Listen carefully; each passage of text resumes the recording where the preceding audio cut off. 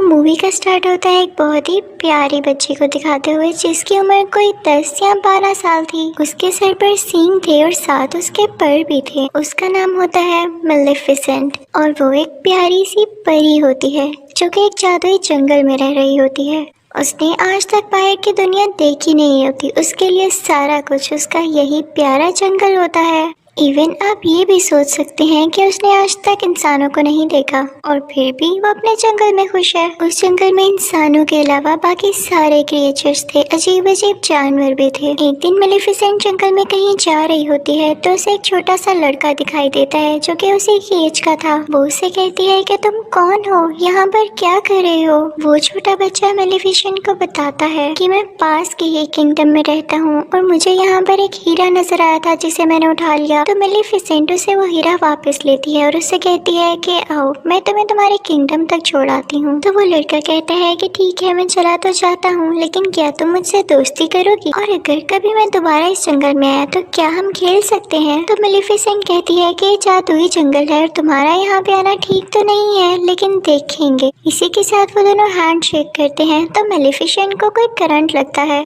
In fact उसे उस लड़के की पहनी गई लोहे के रिंग से करंट लगा था। वो बताती है कि लोहा परियों को जला देता है, तो आइंदा इसे पहनकर मत आना। इसके बाद हम देखते हैं कि वो लड़का अपने किंगडम में वापस चला जाता है, लेकिन जिस किंगडम से वो आया था वो किंगडम इस जंगल पे कब्जा करना चाहता था और इस लड़के के माँ बाप भी जिंदा नहीं थे। इसकी मेलेफिसेंट से काफी अच्छी दोस्ती हो चुकी थी और इनके दोनों के जहन में ये बात थी ही नहीं कि हम एक दूसरे के दुश्मन किंगडम से हैं। ये दोनों एक साथ खेलते रहे और इसी तरह कई साल गुजर गए। वो लड़का यहाँ आता रहता और मेलेफिसेंट और ये मिलके खेलते और अब ये दोनों बड़े हो चुके थे। वो दोनों 16 साल के हो चुके थे और एक दूसरे को पसंद करने लगे थे। मेलेफिसेंट को अब लगता था कि इंसान परियों के दुश्मन नहीं है, वो बहुत अच्छे होते हैं। उसे ये भी नहीं पता था कि उनमें ग्रीड भी होती है, यानी लालच भी होती है। एक दिन मेलेफिसेंट सोच रही होती है कि उस लड़के को आए हुए काफी दिन हो चुके हैं और उसको उस लड़के की एक और बात भी याद आती है कि उसने कहा था कि जब मैं बड़ा हो जाऊंगा तो अपने किंगडम पर कब्जा करूंगा और जो यहाँ पे किला है उसको भी मैं हासिल कर लूंगा। यानी मेलेफिसेंट को तो अभी भी ये समझ नहीं आ रहा होता कि वो लड़का लालची था। मेलेफिसेंट एक दिन अपने जंगल में बैठी होती है तो देखती है कि दूसरे किंगडम का राजा अपनी काफी ज्यादा आर्मी और घोड़ों के साथ उसके जंगल पर कब्जा करने आया है। मेलेफिसेंट अपने जंगल की परी होती है और वो अपने जंगल को प्रोटेक्ट करना अच्छे से जानती थी। वो उठ खड़ी होती है और अब काफी ज्यादा पावरफुल होती है। वो उस राजा से कहती है कि तुम मेरे जंगल में नहीं आ सकते। तो राजा कहता है मैंने तुमसे तो नहीं पूछा, और इसी के साथ वो अपने लोगों को ऑर्डर देता है कि मुझे इसकी डेड बॉडी चाहिए। अब राजा की आर्मी जंगल की तरफ जाने लगती है, लेकिन जंगल में से भी अजीबोगरीब क्रिएचर्स घोड़े पर बैठे हुए इन पर अटैक करते हैं और अब राजा और उसकी आर्मी पूरी तरह से जख्मी हो चुकी थी। सारे के सारे इंसान वहाँ से डर के भाग जाते हैं कि ये जंगल तो जादुई है और हमारे बस की बात नहीं है इनसे लड़ना। अब राजा अपने किंगडम में वापस चला जाता है। वो काफी बूढ़ा हो चुका था और काफी कमजोर भी। तो वो सब लोगों को इकट्ठा करता है और उनसे कहता है कि तुम सब जानते हो ना कि उस जंगल में कितना ज्यादा खजाना है, और मैं शुरू से तुम लोगों से यही कहता आ रहा हूँ कि हम उस पर कब्जा करेंगे। लेकिन अब जैसी मेरी हालत है मुझे नहीं लगता कि मैं वहाँ जाकर लड़ सकता हूँ, लेकिन मैं तुम लोगों से वादा करता हूँ कि जिसने उस मेलेफिसेंट को मार दिया मैं उसकी शादी अपनी बेटी से कर दूंगा। तभी उनमें से एक लड़का बाहर आता है और कहता है कि मैं जाऊंगा वहाँ पर। आप ये सुन के हैरान रह जाएंगे कि ये लड़का कौन था। ये था स्टीफन, यानी वही छोटा बच्चा जो कि मेलेफिसेंट के साथ खेला करता था। अब हम देखते हैं कि स्टीफन जंगल में जाता है मेलेफिसेंट से मिलने के लिए कई साल बाद। मेलेफिसेंट उसे पूछती है कि इतना अरसा तुम कहाँ रहे, तुम्हें जरा ख्याल नहीं आया हमारी दोस्ती का। तो वो कहता है कि मुझे माफ कर दो, मैं कुछ मसरूफ हो गया था, लेकिन मैं तुम्हें आज तक नहीं भूला और अभी भी मैं तुम्हें यही बताने आया हूँ कि हमारा राजा तुम्हें मारना चाहता है। तुम बस अपना ख्याल रखना, मैं तुम्हारी यहाँ पे हिफाजत प्रोटेक्शन करने आया हूँ। और इसके बाद वो दोनों बातें करने लगते हैं। मेलेफिसेंट उससे कहती है कि मैंने तुम्हें माफ किया, क्योंकि उसको नहीं पता होता कि इंसान किस कदर बुरे हो सकते हैं। वो उस पर यकीन जो कर लेती है। लेकिन स्टीफन बहुत लालची इंसान था। वो उसे कोई नशे की दवाई पिला देता है पानी में, जिससे वो बेहोश हो जाती है। उसके बाद स्टीफन चाकू उठाता है और उसे मारने लगता है, लेकिन नाकाम रहता है और फिर अगली सुबह जब हम देखते हैं कि मेलेफिसेंट की आंख खुलती है तो उसके पर नहीं होते, वहाँ पर उसके जख्म हुए होते हैं, जिसे देख के मेलेफिसेंट को अपनी आंखों पर यकीन नहीं आता और वो चिल्लाने लगती है, रोने लगती है, क्योंकि उसके खूबसूरत पैर अब उसके साथ नहीं रहे थे, वो अब परों वाली परी नहीं रही थी। दूसरी तरफ हम देखते हैं कि स्टीफन मेलेफिसेंट के पर लेके राजा के पास आता है और कहता है कि ये लें, मैंने आपसे किया हुआ वादा पूरा कर दिया। राजा उससे बहुत खुश होता है और उससे पर लेके उसे इस किंगडम का राजा बना देता है। और यहाँ पे स्टीफन का भी ख्वाब पूरा हो चुका था, उस लालची इंसान का ख्वाब। दूसरी तरफ जंगल में हमें मेलेफिसेंट दिखाई जाती है, जो कि काफी उदास थी क्योंकि वो अब उड़ जो नहीं पाती थी। वो एक दिन जंगल में चलकर कहीं जा रही होती है कि देखती है कि एक शिकारी किसी कौवे को मारने वाला है। उसे ये सब चीजें बर्दाश्त नहीं होती थी, तो वो फौरन से उस कौवे को इंसान बना देती है और वो शिकारी बेचारा वहाँ से डर के भाग जाता है। वो कौवा जो कि अब इंसान बन चुका था उसके पास आता है और कहता है कि थैंक यू, लेकिन आपने ऐसा क्यों किया? तो मेलेफिसेंट कहती है कि मैं नहीं बता सकती, बस मेरे दिल में रहम आ गया। तो वो कौवा कहता है कि अब मैं आपकी सारी जिंदगी खिदमत करूंगा, आप जो मुझसे कहेंगे मैं आपकी हर बात मानूंगा। वो इंसान बनने पे काफी खुश होता है। तो मेलेफिसेंट भी इस बात से एग्री हो जाती है और उसका नाम डीएवल रखती है। हम डीएवल उसे इन्फॉर्मेशन ला कर देता था। मेलेफिसेंट को पता चलता है कि स्टीफन ने सिर्फ और सिर्फ राजा बनने की लालच में उसके पर काटे, तो उसे इंसानों से नफरत होने लगती है, उसका ट्रस्ट इंसानों पर से खत्म हो जाता है। फिर हम देखते हैं कि उस तरफ किंगडम में स्टीफन की राजा की बेटी के साथ शादी हो चुकी थी और अब उसकी एक बेटी भी पैदा होती है। वहाँ पे काफी ज्यादा सेलिब्रेशंस हो रही होती हैं और किसी को कुछ पता नहीं होता कि वहाँ पे कौन कौन आ रहा था, कितनी कितनी दूर से आ रहा था। और इसी चीज का फायदा उठाते हुए मेलेफिसेंट भी वहाँ पर जाती है और उसे विश करने लगती है। वो उस छोटी बेबी से कहने लगती है कि तुम बहुत प्यारी हो, लेकिन जैसे ही तुम 16 साल की होगी तुम्हारे हाथ में एक सुई चुभेगी, जिसके बाद तुम्हारी डेथ हो जाएगी, तुम्हारी मौत हो जाएगी। तो स्टीफन उसके आगे किरकिराने लगता है और कहता है कि ऐसा नहीं करो, तुम मेरा बदला मेरी बेटी से क्यों ले रही हो? तो मेलेफिसेंट कहती है कि मैं भी एक लड़की थी और याद है तुमने मेरे साथ क्या किया था। मेलेफिसेंट के दिल में अभी भी कुछ रहम बाकी होता है, तो वो स्टीफन से कहती है कि एक सोल्यूशन है, अगर तुम्हारी बेटी को उसके 16th बर्थडे पे उसका सच्चा प्यार मिल गया तो उसकी जान बच सकती है। स्टीफन इस बात से काफी परेशान हो जाता है और 3 छोटी छोटी परियों को बुलाता है और कहता है कि मेरी बेटी को यहाँ से दूर ले जाओ और जब तक ये 16 साल की नहीं हो जाती इसे यहाँ मत लेकर आना, वरना इसका कर्ज सच्चा हो जाएगा। और उसके बाद वो निकलता है जंगल पर अटैक करने के लिए, लेकिन ऐसा नहीं कर पाता क्योंकि जंगल की बाउंड्रीज को मेलेफिसेंट ने कवर कर रखा था अपनी पावर से और अब कोई भी इंसान उस जंगल में नहीं आ सकता। फिर हम देखते हैं कि वो प्रिंसेस जो स्टीफन की बेटी होती है उसका नाम अरोरा होता है और वो 3 परियों से लेके काफी दूर चली गई होती हैं, लेकिन मेलेफिसेंट को अभी भी उसका मुकाम पता था कि वो किस जगह पर रह रही है। वो उसे डराने की कोशिश करती है, लेकिन वो छोटी बच्ची यानी प्रिंसेस अरोरा हंसने लगती है और अब मेलेफिसेंट का दिल भी उसके लिए सॉफ्ट होने लगा था, क्योंकि मेलेफिसेंट एक अच्छी परी थी, वो जालिम औरत नहीं थी। वो 3 परियां जो प्रिंसेस अरोरा की केयर करती थी काफी ज्यादा केयरलेस थी और अक्सर मेलेफिसेंट खुद प्रिंसेस अरोरा की जान बचाती थी, कभी पहाड़ से नीचे गिरने से, कभी दरख्त से गिरने से। वक्त के साथ साथ प्रिंसेस अरोरा बड़ी होने लगती है। अब प्रिंसेस अरोरा पूरे 15 साल की हो चुकी थी, यानी उसका कर्ज पूरा होने में सिर्फ 1 साल बचा था। अब वो 3 परियों से जिस जगह पर लेकर आई थी वो एक बाउंड्री के अंदर थी और उसके आसपास काफी ऊंची ऊंची लकड़ियां थी। प्रिंसेस अरोरा ने भी इसके बाहर की दुनिया नहीं देखी थी, जैसे मेलेफिसेंट ने नहीं देखी थी, तो उसको सस्पेंस होता था कि आखिर इसके बाहर है क्या। तो एक दिन वो वहाँ पर जाती है और वहाँ पर देखने लगती है कि तभी उसे फील होता है कि जैसे यहाँ पर कोई है। वो आवाज देने लगती है, कोई है तो सामने आओ, मुझे बहुत से क्वेश्चंस पूछने हैं। अब मेलेफिसेंट होती है वहाँ पर, उसे रहा नहीं जाता और वो प्रिंसेस अरोरा के सामने आ जाती है। प्रिंसेस अरोरा उसे देख के चिल्लाती है और कहती है, आप तो वही है जो बचपन से मेरा ख्याल रखती हैं, लेकिन कभी भी मेरे सामने क्यों नहीं आई? आप तो मेरी गॉड मदर हैं, मैं आपको पहचानती हूँ और जो आपके साथ कौवा है ना, मुझे वो भी बहुत अच्छा लगता है। मेलेफिसेंट को इस जवाब की बिल्कुल उम्मीद नहीं होती, तो वो भी अंदर अंदर से खुश हो जाती है, क्योंकि मैंने आपको बताया ना वो बहुत अच्छी परी थी। वो अरोरा से प्यार करने लगती है और अब वो नहीं चाहती थी कि जो कर्ज मैंने इसे दिया वो इसे कभी भी लगे। उन दोनों में काफी दोस्ती हो गई थी और बिल्कुल वो एक माँ बेटी की तरह एक साथ रहती थी, खेलती थी, बातें करती थी। एक दिन जब प्रिंसेस अरोरा सो रही होती है तब मेलेफिसेंट अपनी सारी पावर्स यूज करके वो कर्ज वापस लेने की कोशिश करती है, लेकिन उसे पता चलता है कि इतने साल पहले दिया गया कर्ज अब वापस नहीं हो सकता, स्पेशली तब जब उसके कंप्लीट होने का टाइम बहुत करीब आ चुका हो।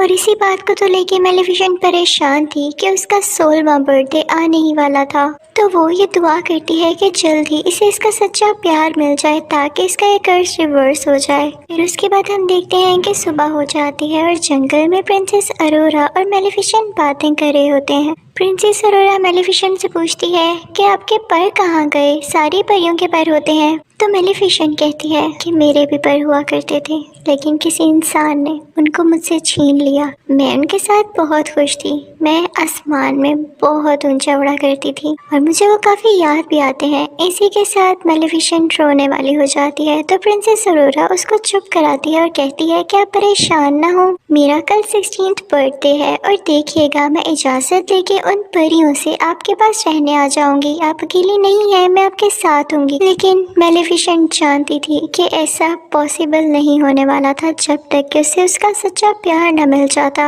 और एक दिन में ऐसा तो हो नहीं सकता था। प्रिंसेस अरोरा वहाँ से अपने घर जा रही होती है कि रास्ते में उसे एक लड़का दिखाई देता है जो कि काफी प्यारा था और उसी के जितना था। वो दोनों जैसे एक दूसरे की तरफ देखते हैं तो एक दूसरे को पसंद करने लगते हैं। खैर उसके बाद प्रिंसेस अरोरा वहाँ से अपने घर चली जाती है और उन तीनों परियों से कहती है कि मैं अब यहाँ से जाना चाहती हूँ। वो उनसे ये बात कह रही होती है कि मैं इस घर से दूर मेलेफिसेंट के पास जाना चाहती हूँ। तो परियों को लगता है कि शायद इसे उस बात का पता चल चुका है कि इसके पेरेंट्स अभी भी जिंदा हैं और ये किंगडम जाना चाहती है अपनी बर्थडे के बाद। वो तीनों परियां उसको सारा कुछ सच बता देती हैं कि क्या क्या हुआ, और एक इविल फेरी है जो कि तुम्हारी जान लेना चाहती है। वो उसे बताती है कि वो कोई और नहीं बल्कि मेलेफिसेंट है। और ये सुनकर प्रिंसेस अरोरा को अपने कानों पर यकीन नहीं आता। वो काफी उदास होकर मेलेफिसेंट के पास जाती है और उनसे पूछती है कि क्या जो मैंने सुना वो सारा कुछ सच है। तो मेलेफिसेंट उसे प्यार से कहती है कि हाँ ये सच है, मैंने तुम्हें कर्ज दिया था लेकिन अब मेरा दिल बदल चुका है, मैंने सिर्फ तुम्हारे फादर की वजह से ऐसा किया। मैं भी अब नहीं चाहती कि तुम मर जाओ, मैं तुमसे बहुत प्यार करती हूँ। लेकिन प्रिंसेस अरोरा काफी हर्ट होती है और वहाँ से चली जाती है। वो सीधा उस किंगडम की तरफ भागती है और जाके अपने फादर यानी स्टीफन राजा के गले लग जाती है और कहती है कि डैड मैंने आप लोगों को बहुत मिस किया, मुझे लगता था कि शायद मैं अकेली हूँ। उसके डैड को बहुत गुस्सा आता है उन तीन परियों पर। वो कहते हैं कि जब मैंने कहा था कि अरोरा को उसकी 16th बर्थडे के बाद लेकर आना है तो तुम लोग सब कुछ जानते हुए भी इसे एक दिन पहले क्यों ले आए जब कर्ज होने ही वाला है पूरा। वो अपने लोगों को ऑर्डर देते हैं कि इसे वापस छोड़ाओ, क्या इसे एक कमरे में बंद कर दो जहाँ इसके आसपास कुछ भी ना पड़ा हो और ना कोई इस कमरे में जाए।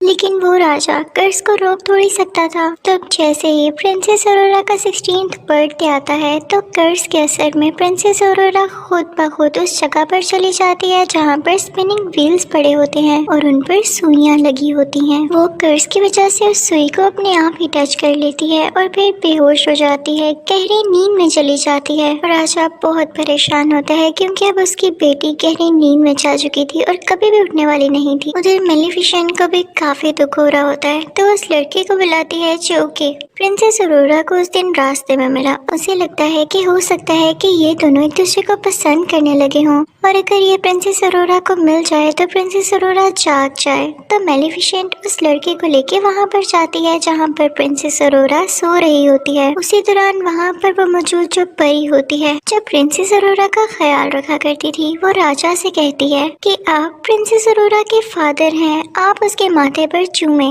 हो सकता है कि वो जाग जाए, हो सकता है आप ही उसका सच्चा प्यार हो। तो किंग स्टीफन कहता है कि नहीं, मैं कभी किसी का सच्चा प्यार नहीं हो सकता, मैंने मेलेफिसेंट को धोखा दिया और उसी लिए ये सब कुछ हो रहा है। अब जब मेलेफिसेंट उस लड़के को यहाँ पर आती है और वो प्रिंसेस अरोरा के पास जाता है तो प्रिंसेस अरोरा नहीं जागती। मेलेफिसेंट को पता चल जाता है कि ये इसका ट्रू लव नहीं है। मेलेफिसेंट ये देख के रोने लगती है और उससे कहती है कि मैं तुम्हें बहुत याद करूंगी, मुझे तुम्हारी स्माइल याद आएगी, मैं तुम्हें कभी नहीं भुला पाऊंगी। और ये कह के मेलेफिसेंट रोते हुए उसके माथे पर किस करती है और वहाँ से जाने लगती है। लेकिन तभी उसे पीछे से आवाज आती है, रुकिए गॉड मदर। और ये आवाज प्रिंसेस अरोरा की होती है। जी हाँ, प्रिंसेस अरोरा का ट्रू लव, उसका सच्चा प्यार मेलेफिसेंट ही थी, क्योंकि वो उससे दिल से प्यार करती थी। प्रिंसेस अरोरा मेलेफिसेंट से कहती है कि मैं आपके साथ जंगल में रहना चाहती हूँ। तो मेलेफिसेंट उसे अपने साथ लेके जाने लगती है, लेकिन तभी पीछे से स्टीफन के लोग उन पर जाल डाल देते हैं। वो लोहे का जाल होता है जो कि परियों को जला सकता था। मेलेफिसेंट यहाँ पे बहुत बेबस हो जाती है और अपने कव्वे को ड्रैगन बना देती है। वो कौवा यानी जो कि अब ड्रैगन था अपने मुंह से आग निकालने लगता है और वहाँ पर मौजूद सारे लोगों को जला देता है। मेलेफिसेंट अब आजाद भी हो जाती है, लेकिन तभी यहाँ पर आता है किंग स्टीफन अपने कुछ लोगों के साथ और इसने लोहे की शील्ड पहनी होती है ताकि मेलेफिसेंट को हमेशा के लिए मार दे। दूसरी तरफ प्रिंसेस अरोरा को मेलेफिसेंट के वही पर नजर आ जाते हैं। वो पर मूव कर रहे होते हैं जैसे उन्हें भी पता चल गया हो कि उनकी मालिक यहाँ पर है। प्रिंसेस अरोरा उन परों को आजाद कर देती है और वह खुद ब खुद मेलेफिसेंट के साथ जाके लग जाते हैं। मेलेफिसेंट दोबारा से उड़ने लगती है और स्टीफन को अपने साथ उड़ा लेती है, लेकिन उसे बिल्डिंग से नीचे नहीं गिराती। स्टीफन उस पर अटैक करने लगता है जिसकी वजह से वो दोनों ही बिल्डिंग से नीचे गिरने लगते हैं, यानी कैसल से। स्टीफन ने मेलेफिसेंट के परों को पकड़ा होता है ताकि वो उड़ न सके, लेकिन जैसे ही वो लोग जमीन पर गिरने वाले होते हैं मेलेफिसेंट अपने पर खोल लेती है और उड़ जाती है, लेकिन इस वजह से स्टीफन जमीन पर गिरकर मर जाता है। यानी अब ये लालची आदमी इस दुनिया में नहीं रहा था, सब कुछ ठीक हो चुका था। अगली सुबह हम देखते हैं कि मेलेफिसेंट उन सब बाउंड्रीज को हटा देती है जो उसने जंगल के गिर्द बनाई हुई थी। वहाँ पर दोबारा से फूल खिलने लगते हैं, ग्रीनरी वापस आ जाती है। उसके बाद वो प्रिंसेस अरोरा से कहती है कि आज के बाद तुम इस जंगल की रानी हो, और वहाँ का किंगडम और ये जंगल आपस में मिल जाते हैं और सब बहुत हंसी खुशी जिंदगी गुजारने लगते हैं। यहाँ पर मेलेफिसेंट पार्ट 1 एंड हो जाता है और आपको एक्सप्लेन करूंगी मेलेफिसेंट पार्ट 2। मूवी शुरू होती है तो हम देखते हैं कि कुछ लोग उसी जादुई जंगल में जहाँ मेलेफिसेंट रहती थी वहाँ पर आकर कुछ जादुई क्रीचर्स को चुरा रहे होते हैं और इसी दौरान मेलेफिसेंट भी आ जाती है। मेलेफिसेंट उन तीनों में से 2 आदमियों को तो पकड़ लेती है, लेकिन तीसरा वहाँ से वो क्रीचर चुरा कर दूर जंगलों में भाग जाता है जहाँ पर ग्लोइंग फ्लावर्स निकले हुए थे। वो आदमी वहाँ से किंगडम की तरफ भाग जाता है। वो एक दरवाजा खोलता है तो उसमें से एक होल में से हमें किसी आदमी का हाथ दिखाई देता है। वो आदमी जिसने वो क्रिएचर चुराया उस आदमी को वो क्रिएचर दे देता है। उसके कपड़ों पर वही ग्लोइंग फ्लावर भी लगा होता है जिसे वो आदमी ले लेता है और इन दोनों चीजों के बदले में उसे पैसे देता है। फिर हमें ये भी दिखाया जाता है कि उस किंगडम के लोग अभी तक मेलेफिसेंट को दिल से अच्छा नहीं मानते थे। वो समझते थे कि इसने हमारी प्रिंसेस को चुराया और ये हमेशा से प्रिंसेस अरोरा को मारना चाहती थी। अब सीन चेंज होता है और हम प्रिंसेस अरोरा को जंगल में काफी खुश देखते हैं। वो वहाँ की रानी जो बन चुकी थी और डिफरेंट क्रिएचर्स के साथ डांस कर रही थी। सब लोग उसके पास अपने अपने मसले लेकर आते थे। उसे बताया जाता है कि यहाँ से क्रिएचर गायब हो गई है, वही क्रिएचर जो कि वो आदमी चुरा कर भागा था। तो ये सुन के प्रिंसेस अरोरा काफी परेशान हो जाती है। तो वहाँ पे वही छोटी हाइट वाली 3 परियां आती हैं और उसे खुश करने लगती हैं। उसका क्राउन लेके भागने लगती हैं ताकि वो भी उसके पीछे पीछे आए। और प्रिंसेस अरोरा जैसे ही नीचे जाती है तो उसे कौन दिखाई देता है भला? वही लड़का जो कि मूवी यानी मेलेफिसेंट पार्ट 1 के एंड पे उसके पास आया था, लेकिन तब तक उसका ट्रू लव नहीं था। वो भी एक प्रिंस था और उसका नाम था प्रिंस फिलिप। वो काफी अरसे से प्रिंसेस अरोरा को पसंद करता था और यहाँ पर फाइनली वो उसे प्रपोज कर देता है, जिसे सुनकर प्रिंसेस अरोरा भी काफी खुश होती है क्योंकि वो भी उसे कहीं ना कहीं पसंद करती थी। ये सब कुछ मेलेफिसेंट का कौवा यानी डेवियल भी देख रहा होता है। वो जाके सब कुछ मेलेफिसेंट को बताता है। तो मेलेफिसेंट वहाँ से उड़कर प्रिंसेस अरोरा से बात करने आती है और दूसरी तरफ वो प्रिंस फिलिप भी अपने पेरेंट्स को बताने के लिए जाता है कि मुझे एक लड़की पसंद आ चुकी है। फिर हम देखते हैं कि प्रिंस फिलिप अपने किंगडम पहुंच चुका है और वहां पर जाकर वो अपने फादर यानी किंग को, क्वीन को और बाकी लोगों को बताता है कि मैं उस लड़की को प्रपोज कर आया हूँ और उसने एक्सेप्ट भी कर लिया है, जिसको सुनकर उसके फादर यानी किंग काफी खुश होते हैं। लेकिन क्वीन वो तो सैड हो जाती है, लेकिन वो ये चीज अपने बेटे को शो नहीं करवाती। उसका दिल तो नहीं था, लेकिन फिर भी वो कहती है कि चलो ठीक है, प्रिंसेस अरोरा और उसकी गॉड मदर यानी मेलेफिसेंट को हम डिनर पे बुला लेते हैं। दूसरी तरफ हम मेलेफिसेंट को प्रिंसेस अरोरा से बातें करता हुआ देख रहे होते हैं। वो कहती है कि तुम्हें मुझसे एक बार पूछ लेना चाहिए था प्रिंस से मंगनी करने से पहले। मेलेफिसेंट कहती है कि सच्चे प्यार जैसी कोई चीज नहीं होती, लड़के हमेशा धोखा देते हैं, तभी तो तुम्हारा ट्रू लव मैं बनी। मैं तुमसे दिल से प्यार करती हूँ, इसलिए तुम्हारा भला कह रही हूँ। तो प्रिंसेस अरोरा कहती है कि प्लीज आप ऐसा ना सोचें, अगर किसी ने आपको धोखा दिया तो हो सकता है कि बाकी दुनिया के लोग वैसे ना हो। तो मेलेफिसेंट कहती है कि ठीक है, मैं तुमसे प्यार करती हूँ इसलिए तुम्हारी बात मान रही हूँ। अब हम देखते हैं कि वो दिन आ चुका है जब इन दोनों फैमिलीज में एक साथ डिनर है। तो क्वीन जो कि प्रिंस फिलिप की मदर थी, वो अपनी एक सीक्रेट क्लोजेट में जाती है। वो जब वहाँ पर जा रही होती है तो हमें ये दिखाया जाता है कि वो एक आयरन फैक्ट्री है। वो क्वीन जब वहाँ से गुजर रही होती है तो हमें ये भी दिखाया जाता है कि वहाँ पर वही ग्लोइंग फ्लावर होता है और उसी के साथ वो क्रिएचर भी होती है जो कि एक आदमी ने चुराया था।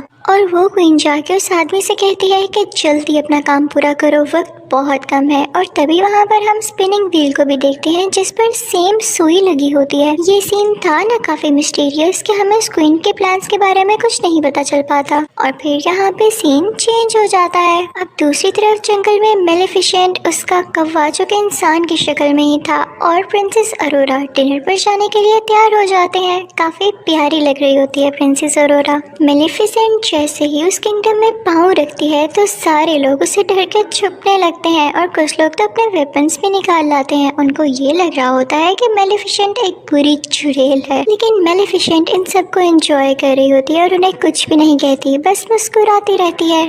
अब हम देखते हैं कि वो तीनों अंदर पहुंच चुके होते हैं, यानी महल के अंदर किंग और क्वीन के पास, और अब डिनर होता है स्टार्ट। क्वीन मुसलसल मेलेफिसेंट को खुश करने की बजाय या उसे अच्छी बातें करने की बजाय उसका पुराना वक्त उसे याद दिलाती है कि तुम ही थी ना जिसने इस बेचारी प्रिंसेस को कर्ज दिया था। उसकी बातें बिल्कुल भी अच्छी नहीं लग रही होती और वो मेलेफिसेंट को ये भी कहती है कि तुमने तो इंसानों को भी मारा था, याद है? तो मेलेफिसेंट क्वीन से कहती है कि आपके किंगडम के भी कुछ लोग मेरे जंगल में आए थे और मेरे क्रिएचर चुरा कर भाग गए, उनमें लड़ाई बढ़ने लगती है। तो क्वीन अपनी बीवी यानी क्वीन से कहता है कि खामोश हो जाओ, कैसी बातें कर रही हो। और दूसरी तरफ प्रिंसेस अरोरा मेलेफिसेंट से कहती है कि प्लीज आप इजी रहें, लेकिन क्वीन फिर भी पास नहीं आती और अजीब अजीब बातें करने लगती है। वो कहती है कि अगर मेरे बेटे की और प्रिंसेस अरोरा की शादी हो गई तो इसकी असली मदर कौन होगी।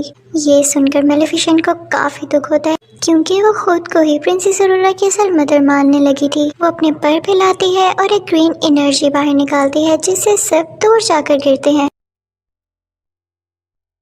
क्वीन भी बिला वजह का डर जाती है और किंग के पीछे जाके छुप जाती है, जिससे किंग बेचारे नीचे गिर जाते हैं। क्वीन ऊंची ऊंची बोलने लगती है कि मेलेफिसेंट ने किंग पर कर्ज कर दिया है और अरोरा उनकी बात पर यकीन कर लेती है और मेलेफिसेंट से कहती है कि प्लीज आप अपना कर्ज खत्म करते हैं, बार बार क्यों सब पे कर्ज करती हैं। तो मेलेफिसेंट कहती है प्रिंसेस अरोरा तुम भी ये कह रही हो, मैंने कोई कर्ज नहीं किया। लेकिन प्रिंसेस अरोरा मेलेफिसेंट की बात पर यकीन ही नहीं करती क्योंकि क्वीन ने काफी अच्छे तरीके से उसको टैकल कर लिया होता है। तभी वहाँ पर सोल्जर्स आने लगते हैं जो कि मेलेफिसेंट पर अटैक करने वाले होते हैं। मेलेफिसेंट आखिरी बार प्रिंसेस अरोरा से कहती है कि क्या तुम मेरे साथ नहीं आओगी। तो प्रिंसेस अरोरा कोई जवाब नहीं देती और क्वीन और किंग के पास बैठी रहती है। तो मेलेफिसेंट दुखी होकर वहाँ से उड़कर चली जाती है। उसके साथ उसका कौवा भी खिड़की तोड़ के बाहर चले जाते हैं। लेकिन वहाँ पे एक और लड़की होती है जो क्वीन और किंग की साथी होती है। वो आयरन बुलेट से मेलेफिसेंट पर अटैक कर देती है, जिससे वो बेचारी ओशन में गिर जाती है। अब हम देखते हैं कि कैसल में किंग बेचारे बेहोश पड़े होते हैं, तो उनको उनके बेडरूम में ले जाया जाता है। सब काफी परेशान होते हैं और उनका बेटा यानी प्रिंस फिलिप अपनी मदर क्वीन से कहता है कि आप डैड के माथे पर चूमे, आप उनसे सच्चा प्यार करती हैं ना, आप उनकी वाइफ हैं, हो सकता है कि वो दोबारा से ठीक हो जाएं। लेकिन क्वीन अंदर ही अंदर अजीब मुंह बनाती है, क्योंकि ना तो वो किंग से सच्चा प्यार करती थी और ना ही वैसी स्टोरीज पर बिलीव करती थी। वो एक लालची औरत थी। वो फिर भी अपने बेटे के कहने पर ऐसा करती है, लेकिन किंग की आंख नहीं खुलती। जब अरोरा ये देखती है तो कहती है कि मैं जाके मेलेफिसेंट से बात करूंगी कि वो अपना कर्ज खत्म कर दे। जैसे ही वो जंगल पहुंचती है तो सारे लोग कहने लगते हैं कि हमने अभी तक मेलेफिसेंट को नहीं देखा, वो यहाँ आई ही नहीं। दूसरी तरफ किंग और क्वीन की वही शादी ओशन पर नजर रखे होती है कि मेलेफिसेंट कब यहाँ से निकलती है, लेकिन वो देखती है कि कोई क्रिएचर आकर मेलेफिसेंट को अपने साथ ले गया है। वो फौरन से सब कुछ जाकर क्वीन को बताती है, तो क्वीन कहती है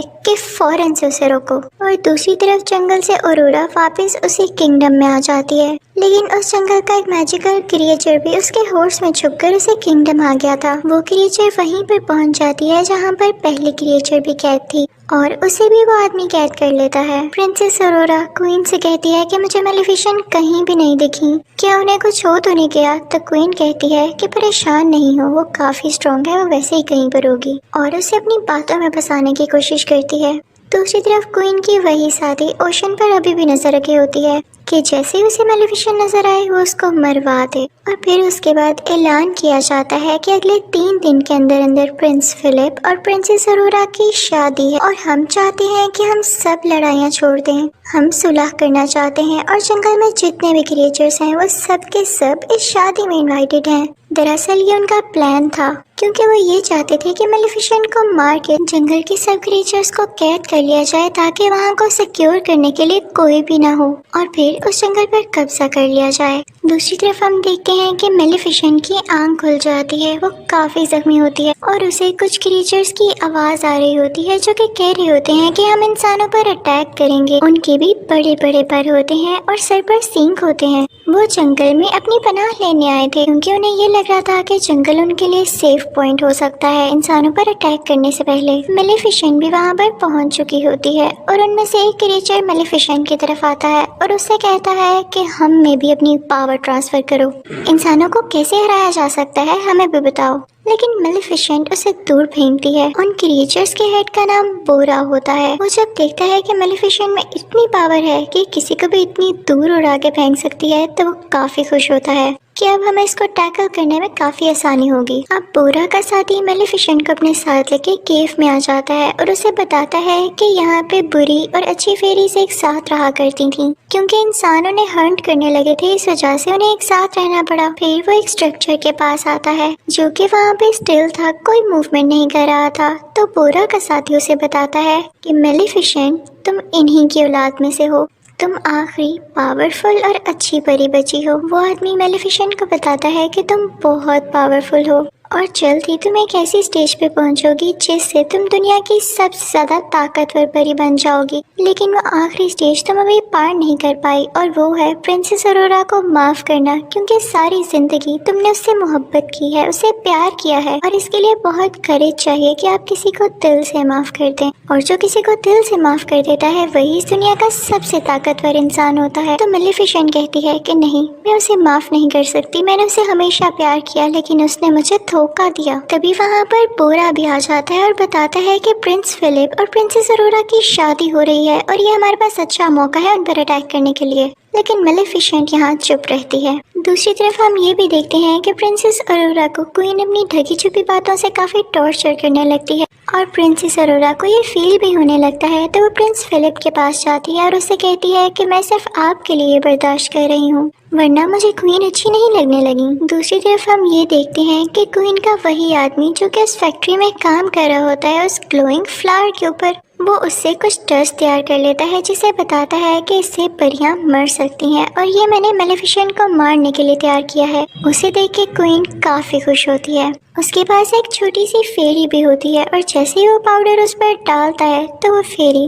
मर जाती है। क्वीन बहुत खुश हो जाती है, लेकिन वो आदमी उसे कहता है कि ये पाउडर तभी और ज्यादा बन सकता है जब आप मुझे वो ग्लोइंग फ्लावर्स और ज्यादा ला के दें। तो क्वीन अपने लोगों को ऑर्डर्स देती है कि जल्दी जाओ और वो फ्लावर्स फौरन से इकट्ठे करके लाओ। और जैसे ही उसके आदमी उधर पहुंचते हैं वो फ्लावर्स लेने के लिए, तो मेलेफिसेंट को खबर हो जाती है और वो भी वहाँ पे पहुंच जाती है। लेकिन तब तक बहुत देर हो चुकी थी। उसके सोल्जर सारे फ्लावर्स उतार चुके थे और मेलेफिसेंट यहाँ पे कुछ भी नहीं कर पाती। बस वो बहुत उदास थी क्योंकि उसके साथ हमेशा बुरा ही हुआ था। वो सोल्जर्स मेलेफिसेंट पर आयरन बुलेट से अटैक करने लगते हैं, लेकिन तभी उसके सामने बोरा का साथी आकर उसे बचा लेता है। मेलेफिसेंट भी एक शील्ड बना लेती है जिससे वो लोग प्रोटेक्टेड हो जाते हैं और बोरा बाकी सोल्जर्स पर अटैक करने लगता है। लेकिन जैसे ही मेलेफिसेंट बोरा के साथी को केव तक लाती है तो तब तक वो बेचारा मर चुका होता है। अगली सुबह हम देखते हैं कि प्रिंस फिलिप और प्रिंसेस अरोरा की शादी के इवेंट शुरू हो चुके होते हैं और जंगल की सारी क्रिएचर्स उस किंगडम की तरफ जा रही होती हैं। लेकिन जैसे ही मेलेफिसेंट का कौवा, जो कि इंसानी शक्ल में ही होता है,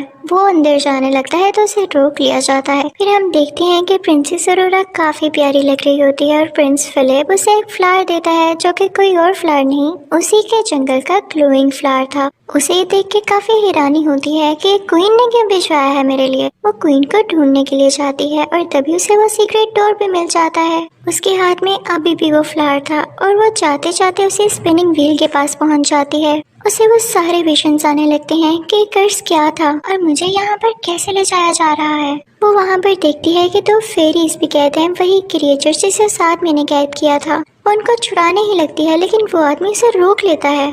तभी वहाँ पर क्वीन आ जाती है और वो प्रिंसेस अरोरा से कहती है कि मेरा किंगडम पहले उस जंगल के करीब हुआ करता था, लेकिन इन सब क्रिएचर्स और मेलेफिसेंट के एंसेस्टर्स ने यानी उसके बड़ों ने मिलकर मेरे किंगडम को नुकसान पहुंचा दिया और मेरे फादर मारे गए। लेकिन जब मेरा भाई भी वहाँ सुलह करने के लिए गया तो उस जंगल के क्रिएचर्स ने मेरे भाई को भी मार दिया और जब मैं अकेली बच गई तो मुझे किंग से शादी करना पड़ी जो कि अब मेरा हस्बैंड है, लेकिन मैं उससे प्यार नहीं करती। तो क्वीन कहती है कि मैं तुम सबसे बदला लेकर रहूंगी। क्वीन सोल्जर्स को ऑर्डर देती है कि प्रिंसेस अरोरा को एक रूम में कैद कर दिया जाए और ऐसा ही होता है और फिर उन क्रिएचर्स को भी एक रूम में बंद कर दिया जाता है और फिर उन पर वही पाउडर छिड़का जाता है जो कि 7 महीने तैयार किया था, जिसकी वजह से सारे क्रिएचर्स बेचारे वीक होने लगते हैं। जिस रूम में अरोरा होती है वहाँ पर उसका वेडिंग ड्रेस होता है और वो उसे फाड़ कर काफी लंबी सी रस्सी में बदल देती है और कैसल से नीचे जाने की कोशिश करती है। लेकिन तभी वहाँ पर सोल्जर्स आते हैं और प्रिंसेस अरोरा खुद को रूम में ही बंद कर लेती है। मेलेफिसेंट का कौवा भी जो कि इंसानी रूप में ही होता है कैसल के अंदर आ जाता है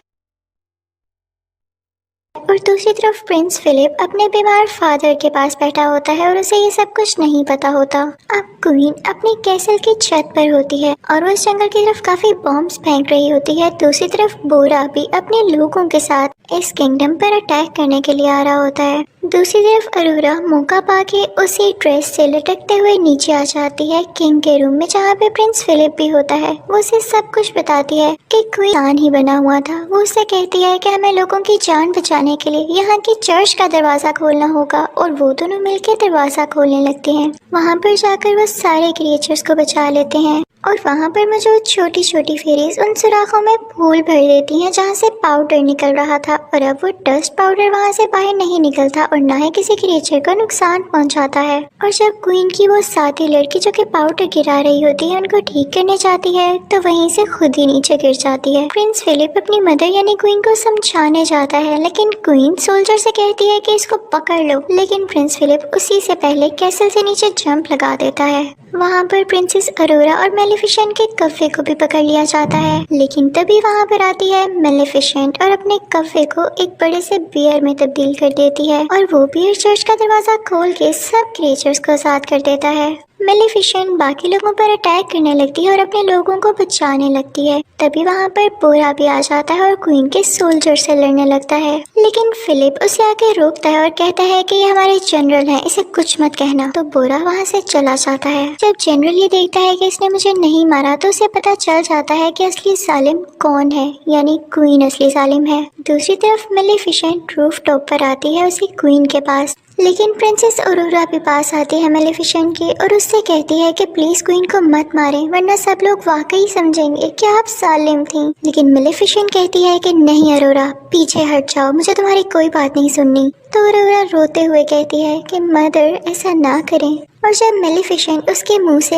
मदर लव सुनती है तो उसका दिल काफी सॉफ्ट हो जाता है और उसके दिल में इमोशंस आने लगते हैं। और जब वो दोनों एक दूसरे को ऐसे देख रहे होते हैं तो जाहिर है क्वीन को मौका मिल जाता है उन पर अटैक करने के लिए। तो वो वही डस्ट पाउडर प्रिंसेस अरोरा की तरफ फेंकती है, लेकिन मेलेफिसेंट उसके सामने आकर प्रिंसेस अरोरा की जान बचा लेती है। और जैसे ही मेलेफिसेंट को एरो लगता है वो एशेस में बदलने लगती है और प्रिंसेस अरोरा बहुत ज्यादा रोने लगती है। क्वीन ये देख के काफी खुश हो जाती है और ऐलान करती है कि अब तुम लोगों की मेलेफिसेंट नहीं रही और अब मैं पूरी जगह पर कब्जा करने वाली हूँ।